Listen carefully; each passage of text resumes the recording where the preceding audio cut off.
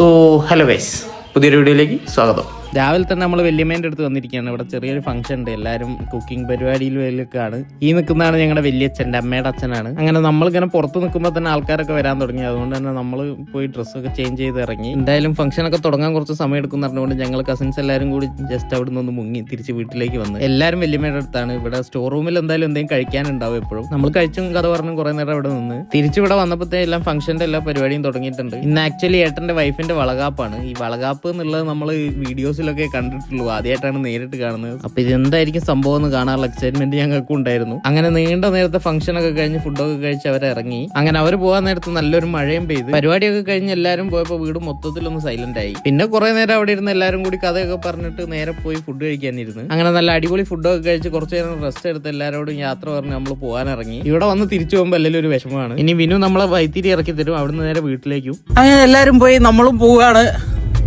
So yeah, ഇന്നത്തെ video അത്രേ ഉള്ളൂ. Bye guys.